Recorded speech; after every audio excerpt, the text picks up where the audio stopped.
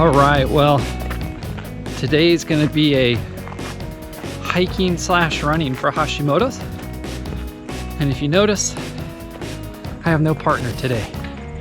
And the reason for that, she is doing a gym day today. She didn't feel like doing a hike, so she's doing a leg day at the gym.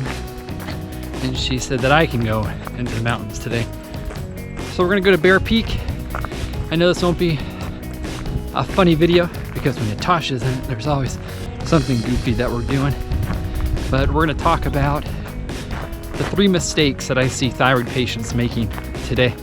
And we'll do that here shortly once I get to the peak of that up there. So let's go.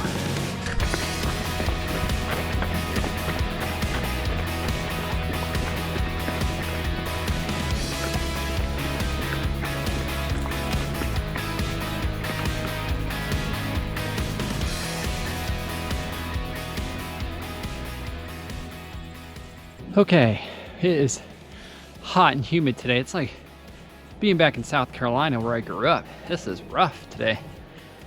Sure makes breathing a little difficult, but the number 1 thyroid mistake that I see patients making is actually trusting their doctor. And I don't want to bash anybody right now. We all took the same oath, and that's to serve you patients.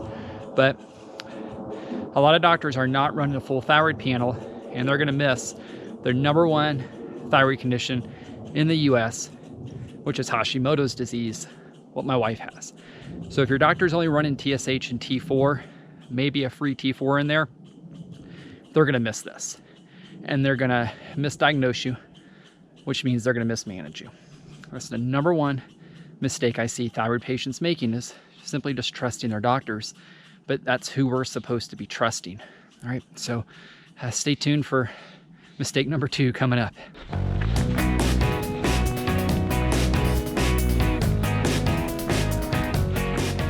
Well, definitely off route right now.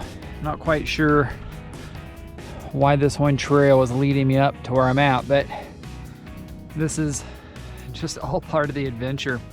So let's talk about mistake number 2 that I see thyroid patients making. And it really ties into mistake number 1, and that's trusting the doctors. But trusting the doctors in the fact that whatever their medication they're giving you, your body's actually going to use. So if your body's not converting your T4 to your T3, and your doctor's only giving you T3 like Synthroid or levothyroxine, it's not going to do you any good, right? So your doctor needs to be checking your T4 and your total T3 markers to make sure you're converting that inactive form of T4 into the active form of T3. Because if they're giving you Synthroid or levothyroxine and you're not converting, you're not going to utilize that hormone. And for some of you, if you are autoimmune and the doctors missed that, then you may be reacting to the binders and the fillers that could be in the medication. All right, let's keep trucking upwards. Somehow we'll get to the summit of this. I'm just not sure when.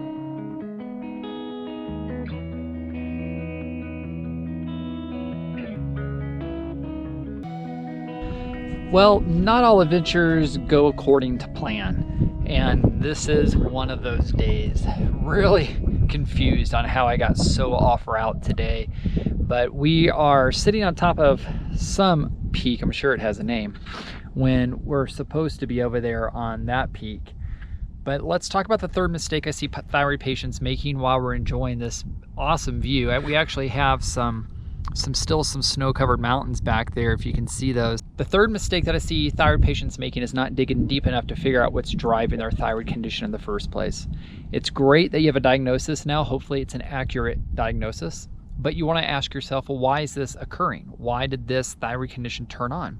Some of you may have a genetic predisposition to having thyroid disorders, and that's the FOXP1 gene.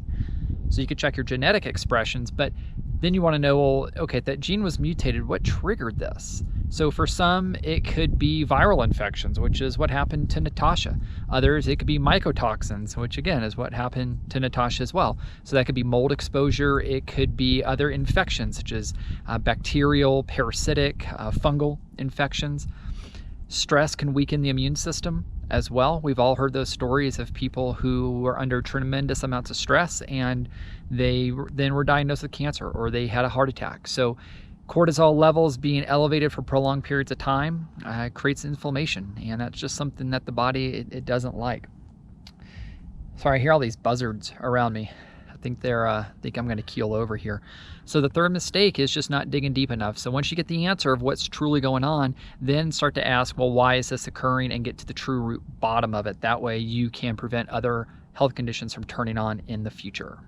That was a little gnarly, scrambling down from that peak. That's not something I really want to do again, but life is about adventures, right?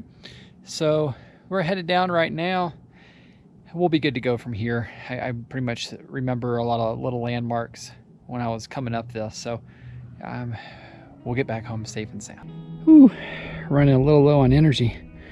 So that right there is definitely going to get me home. Shoo.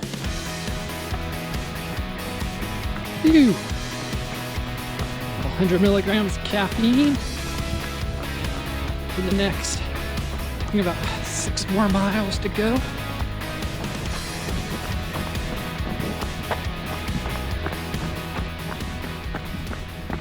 Woo! Well, we're done with the hard part. We were up there. Now it's just an easy little run back to the house. And just wanted to recap the 3 common mistakes I see thyroid patients making. Number 1 is trusting that the doctors are running a full thyroid panel and they're diagnosing you properly. Number 2 is essentially the medication that they're giving you. If you're not converting T4 to T3 and they're only giving you a T4 medication, it's not going to help your symptoms, and you're still going to have symptoms. And if you're an autoimmune patient, the binders and fillers and some of those medications may cause some reactions for you. And number 3 is just not digging deep enough to figure out what was causing this condition to begin with, or what caused it. So got a little puppy behind us, so make sure to dig deep. Look for those viral infections, those mycotoxins, Lyme disease. Figure out the true cause, and then that way you can get your condition under control and you don't develop more health conditions down the road.